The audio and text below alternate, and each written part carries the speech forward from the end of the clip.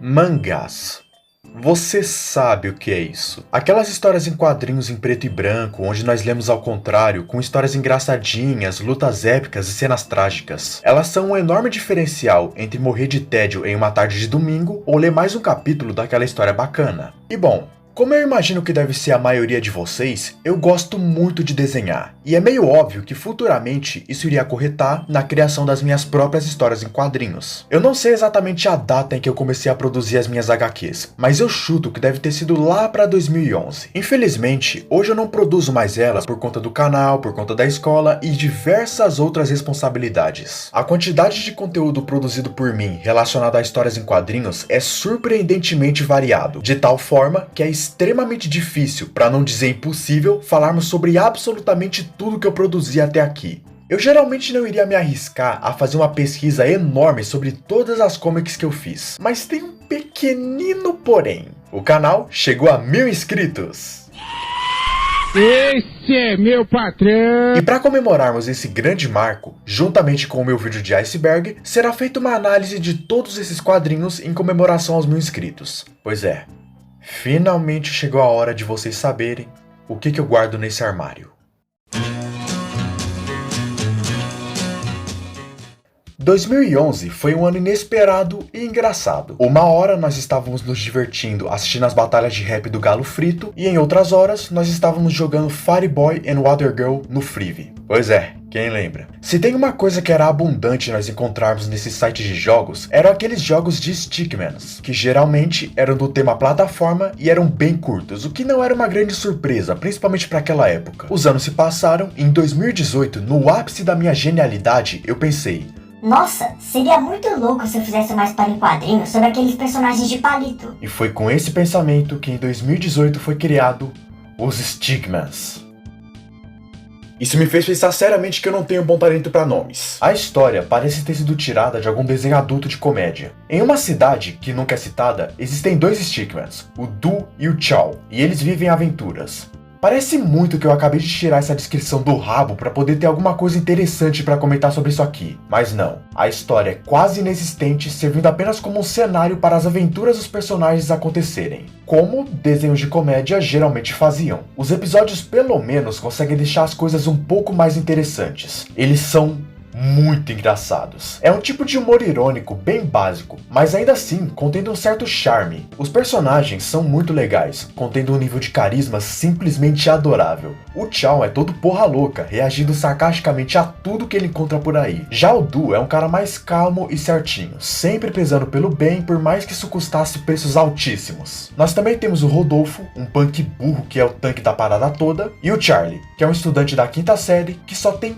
uma única característica: gay. Todas as cenas que esse cara aparece têm o objetivo de mostrar que sim, ele é gay. O roteiro dos episódios são criativos e poderiam facilmente ser inseridos em algum episódio de spin-off de Family Guy. Em um dos episódios, o Chao encontra o filho perdido do Pelé e começa a usar o moleque para ganhar dinheiro e comprar uma mansão.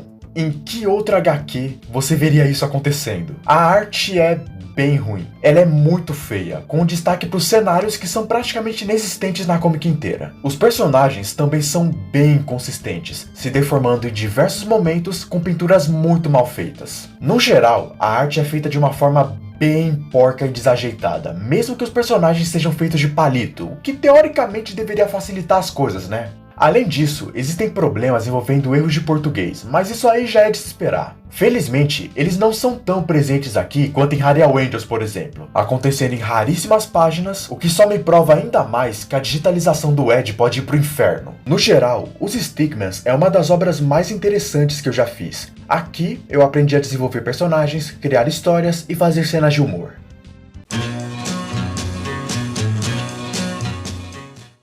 A Jornada do Ninja Brasileiro é uma HQ que, além do nome imenso, é uma das maiores HQs antigas que eu já fiz. Isso porque ela nem tá finalizada. Na história, em um reino muito distante, havia um casal de reis que tinha uma princesa chamada Celestina. Até que um certo dia, um feiticeiro poderosíssimo chamado Adalgamir sequestrou-a usando uma macumba mágica. O rei e a rainha, preocupados, decidiram ressuscitar um ninja chamado Arthur, de uma lendária aldeia de ninjas chamada Toki. Alguns dias se passam e o Arthur se reúne com um ladrão chamado Ban, e ambos entram em uma perigosa jornada em busca da princesa. Chegando no tal reino, mais conhecido como Carapicuíba, os heróis se deparam com uma cidade completamente deserta, onde existia apenas um residente, Adalgamir. Ele se apresenta como uma pessoa boa, oferecendo diversas carnes para o Ban, que estava morrendo de fome. Mas depois de um tempo, Arthur é acordado pelo filho do próprio rei, que diz que eles estavam correndo um grande perigo, revelando que a cidade inteira estava deserta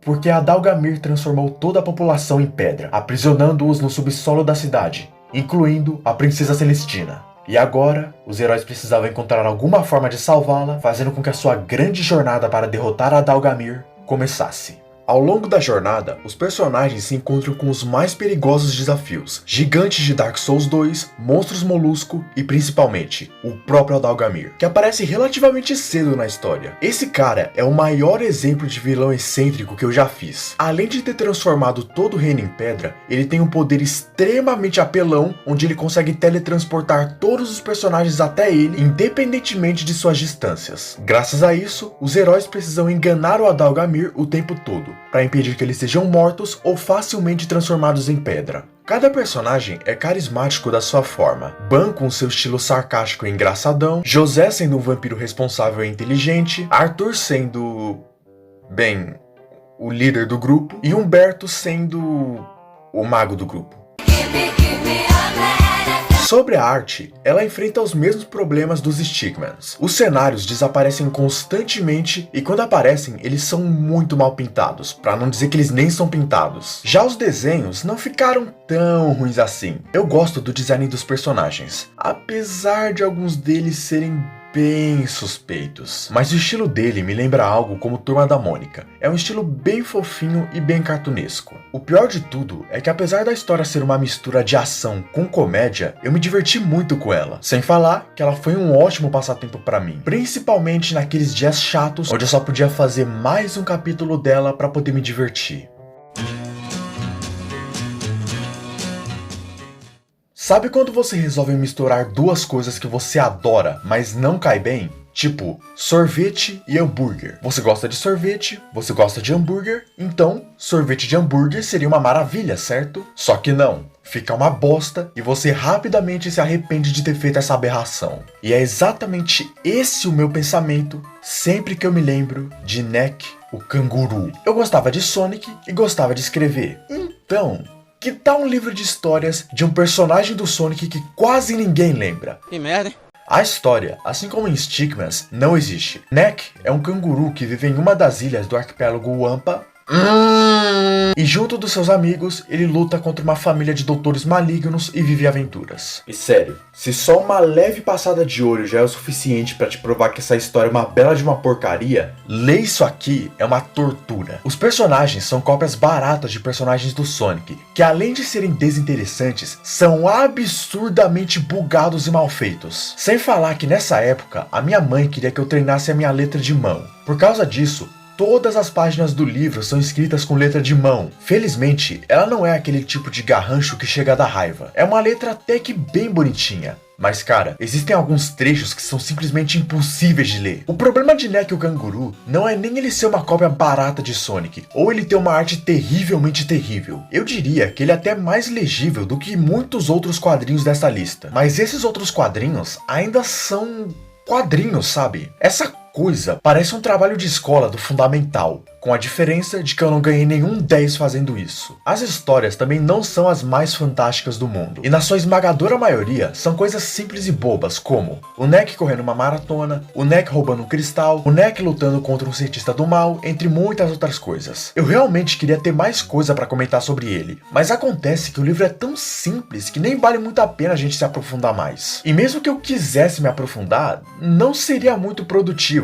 já que o livro é bem curto e o seu universo é extremamente confuso, com histórias envolvendo viagem no tempo, linhas interdimensionais, etc. Ah, época boa, em que eu queria ser um mangaka. E ficava tão empolgado pra poder falar dos personagens, dos conceitos, dos universos, que eu acabava me esquecendo de falar do principal, da história. Visto isso, não vale muito a pena a gente se aprofundar mais nele. É tipo falar que bosta de cachorro é fedida. Você já sabe que é fedida. Você não precisa se aprofundar detalhadamente nela para explicar o porquê. É simples, é feia e é fedida.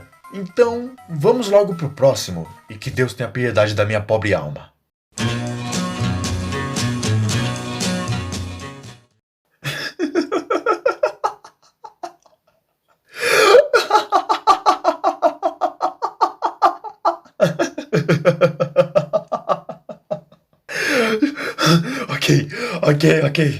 Ok.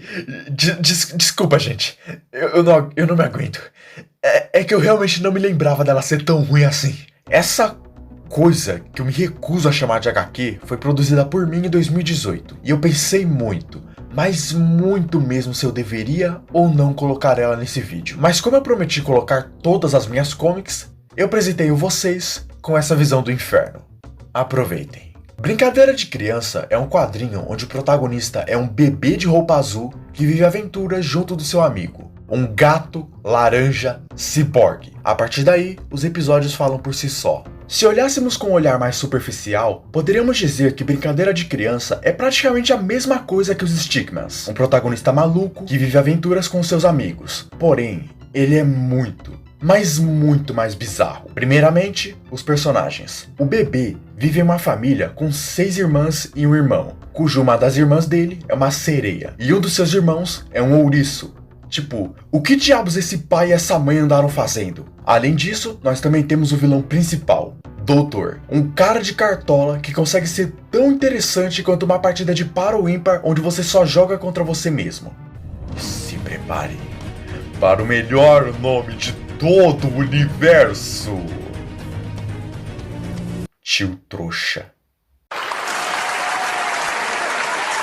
O design dos personagens não é tão ruim, e se nós fizéssemos um redesenho, nós veríamos que os personagens têm designs interessantes e bonitos. Mas cara, eu acho que esse é um bom momento para falarmos de uma coisa. A arte dessa HQ é meio terrível pra caramba, e você nem precisa ler ela pra perceber isso. Personagens, cenários, balões de fala, tudo é desenhado com um desleixo que eu me admiro de ter achado isso bom naquela época. É comum personagens aparecerem um pouco deformados em algumas telas de mangás, mas isso não é uma coisa constante, isso acontece de vez em quando, dependendo do mangá, claro, já que os personagens se deformam por tela, e sinceramente, eu não sei como que eu nunca transformei uma dessas telas em memes aqui do canal. Tá bom, eu sei que ninguém conhece elas, mas holy fucking shit, elas são fantásticas, cara. Eu sei que o que eu vou falar agora pode parecer um pouco passapano, mas cara, essa é uma HQ criada num caderno por um moleque de 12 anos. Os materiais que eu usei pra fazer isso eram isso aqui. E pronto, te vira com o resto. Tanto faz se a HQ vai ter os melhores desenhos do mundo ou os episódios mais engraçados do mundo. Só de você conseguir ler o que tá escrito na tela já é um grande ponto positivo. Uma coisa que realmente não faz falta aqui é variação. A maioria dos episódios envolve o bebê e o gato precisando derrotar o doutor para salvarem o mundo. Já outras histórias fogem completamente desse padrão, tipo uma história onde eles passam 3 noites na pizzaria de Five Nights at Freddy's, ou uma paródia de Undertale chamada Underchato. Eu realmente não sou bom com nomes. Ou uma história sobre uma ilha de pudim, onde existe um pudim mágico que, quando consumido, dá ao dono o poder parecido com o Super Sonic. A aleatoriedade dos episódios foi a coisa que mais me chamou a atenção nessa HQ, criando falas e situações muitas vezes absurdas e sem sentido. E mesmo o episódio mais simples de todos, sempre vai ter alguma coisa bizarra no meio, como um em que o bebê tem a sua mamadeira roubada e precisa lutar contra um dragão para conseguir recuperar ela. No geral, os episódios são bem curtos e bem aleatórios. A HQ inteira leva menos tempo para ser lida do que você vai ter para ver esse vídeo. Outra coisa que me levou um pouco de tempo para entender é como essa HQ tem personagens demais. As irmãs do bebê aparecem pouquíssimo, ou nem ao menos falam em alguns episódios. Foi praticamente um plágio quase que direto de The Loud House, só que feita de uma forma totalmente porca e preguiçosa. E é isso, eu acho. A HQ é relativamente simples e é curtinha também. Dá pra você terminar de ler tudo em no máximo 1 hora, isso se você ler tudo com atenção. E eu suponho que se você não rir em nenhum momento com esses desenhos escrotos, esse tempo se reduza na metade. Mas é esperado, gente. A história toda tem 98 páginas. Isso é menos do que o meu roteiro no meu vídeo de Freddy vs Fright. Se lido de uma forma irônica, talvez ele se torne uma HQ divertida, mas não tira o fato dele ser feito com a bunda, feio e nada agradável. Depois de ter finalizado a brincadeira de criança, eu fiquei meio que sem um norte para ser seguido. Eu podia tentar seguir da mesma forma, investindo meu tempo na produção de histórias que seguiam a mesma fórmula dos Stickmans, com um protagonista fodão e um amigo mais responsável. Até saíram nessa época algumas histórias paralelas que seguiam esse tema, mas o que eu precisava de verdade era de uma história nova, uma coisa que seria até então o meu projeto principal. Foi aí que eu comecei a juntar todas as coisas que eu gostava para criar uma história nova. E essa história seria Perdido no Rio. Então, ok, vamos fazer um pequeno resumo do que eu gostava. O que eu gostava naquela época? Jojo, eu amava ler Jojo, principalmente naquela época. Tá bom, deixa eu ver o que mais. Brasil, eu amo Brasil é o melhor país do mundo. Tá, agora deixa eu ver o que mais. Sim, memes, eu amo memes. Mas o que seria Perdido no Rio? Bom, imagine se você pegasse tudo isso e misturasse para criar uma história sobre uma mitologia de memes com o aspecto de Jojo se passando no Brasil.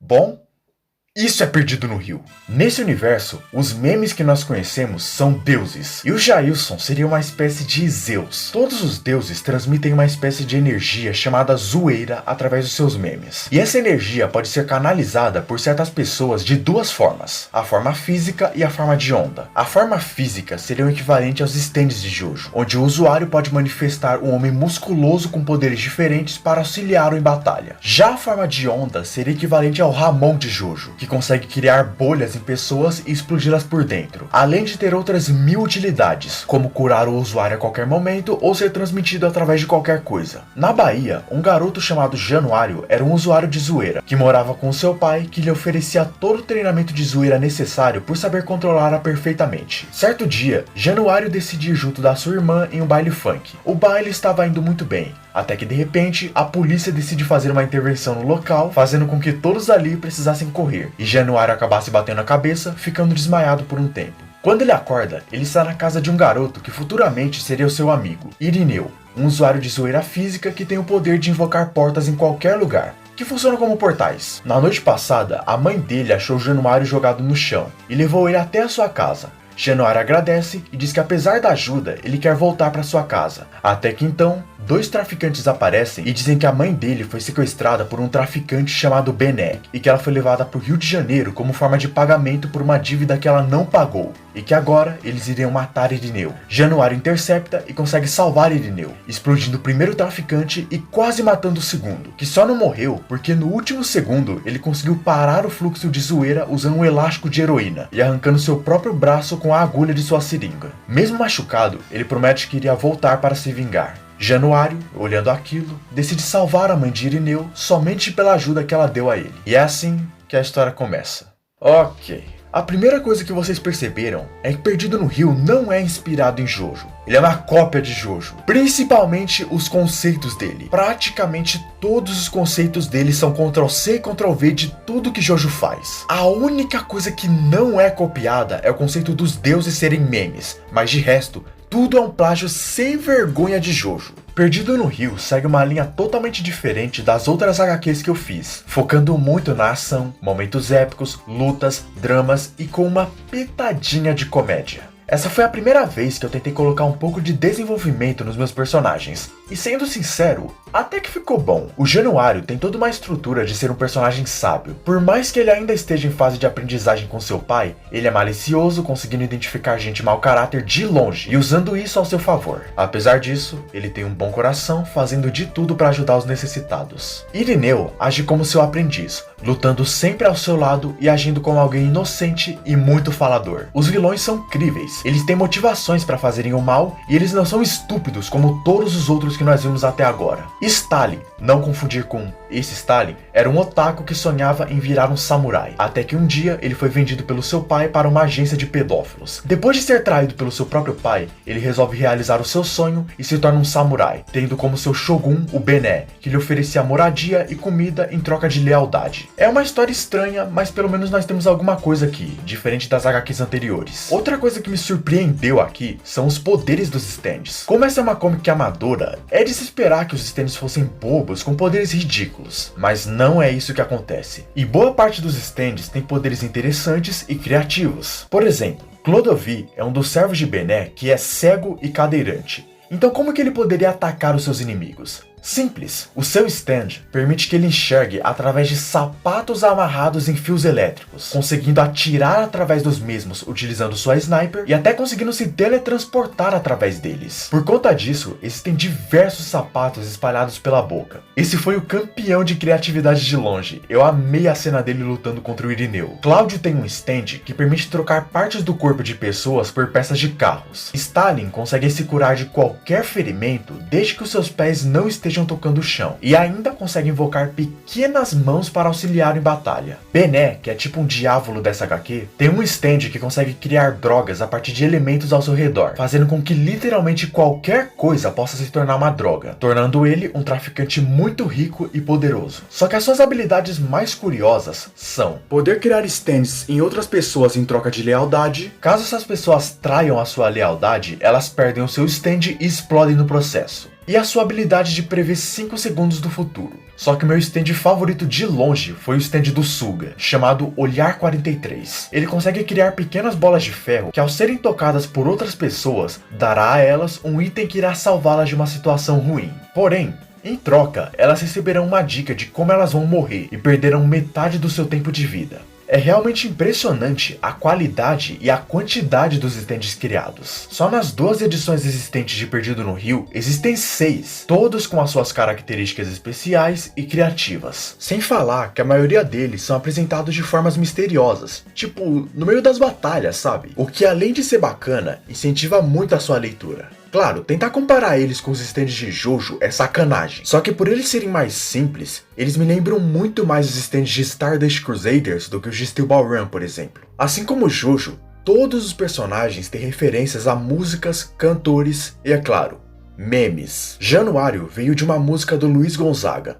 Irineu, não preciso nem dizer. Stalin veio de uma banda japonesa chamada The Stalin. O stand do Cláudio se chama Tenacious P, uma óbvia referência à famosa banda Tenacious D. Enfim, tem muito mais a ser comentado sobre as referências, mas eu acho que já deu pra vocês entenderem. Isso significa que Perdido no Rio é uma HQ perfeita? Obviamente não.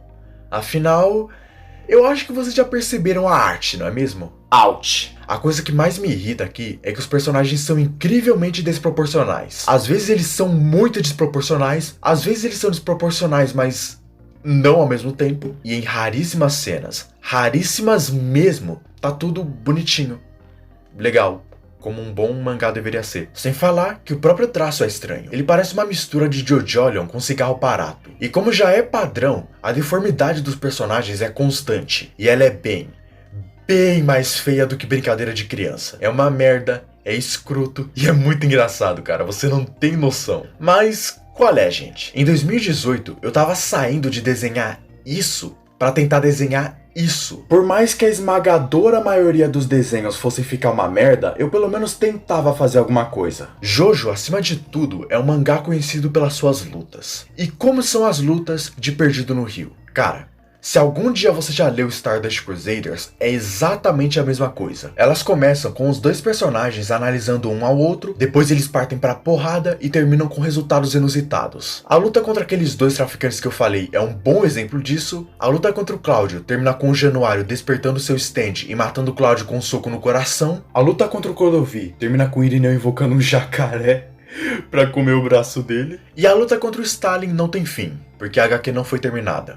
No geral, elas não são muito detalhadas. Existe pouquíssima porradaria entre os personagens, sendo as lutas muito psicológicas e pouco físicas. Perdido no Rio é uma obra muito estranha, mas ainda assim, eu ainda gosto dela, principalmente pelo valor que ela tem pra mim. Se não fosse por ela, eu nunca teria tentado treinar o meu traço pra fazer alguma coisa mais detalhada do que isso. Sem falar que Perdido no Rio foi extremamente importante, não apenas para treinar o meu traço, como também para esse canal como um todo. Pois eu comecei a postar os seus capítulos em uma plataforma chamada Amino Mangás, plataforma da qual eu fui banido depois de postar um desenho com gore, e assim precisando me refugiar em alguma rede social alternativa. A minha única opção foi o YouTube, e nesse dia se estabeleceu o Indiano Crítico. Então se você gosta desse canal, agradeça a esse marinheiro baitola. A pergunta que resta depois de todo esse vídeo é: vale a pena ler essas histórias? Gente, não vale. Mas ainda assim, elas são um exemplo de uma época diferente, onde as coisas produzidas por mim não tinham nenhum padrão de qualidade e eram produzidas com a bunda apenas por diversão. Às vezes saía alguma coisa boa, mas em geral era um grande pedaço de bosta. E isso é tudo por hoje. Não esqueça de deixar o seu like, o seu compartilhamento e a sua inscrição se vocês gostaram do meu canal. Então, gente, eu tava planejando fazer esse vídeo aqui desde os 400 inscritos. E ele ia ser uma espécie de vídeo para poder agradecer quando o canal chegasse aos 1000 inscritos. Só que no meio do caminho eu acabei tendo a ideia de fazer aquele vídeo de iceberg também, que foi o último vídeo que eu postei. E aí eu fiquei na dúvida, eu fiquei, qual dos dois eu posto? Eu posto um, eu posto outro. Aí no final eu resolvi postar os dois. E aí saiu esse vídeo aqui também para poder parabenizar o canal como um todo por essa grande conquista que a gente conseguiu atingir juntos. E também porque eu achei interessante eu poder ter esse tipo de conversa com vocês. Porque as minhas histórias que ficam dentro do meu armário, elas são coisas que só eu sei, sabe? Então, todos os personagens, todos aqueles universos, aquelas histórias bobas, aquelas histórias que não tinham sentido nenhum, eram coisas que só eu conhecia e só eu dava risada delas. Então, eu achei que seria interessante eu poder ter esse tipo de conversa, principalmente com vocês, porque eu sei que uma boa parte da galera que curte esse canal, que gosta de me assistir, são pessoas que gostam de desenhar também. Pessoas que, tipo, no Reino de Tolemark, direto eles estão lá postando desenho, postando histórias em quadrinhos, principalmente o Colônia que faz isso. O Colônia faz muito isso. E aí eu achei interessante eu poder mostrar pela primeira vez essas histórias pra vocês. E eu queria finalizar esse vídeo com uma pequena pergunta.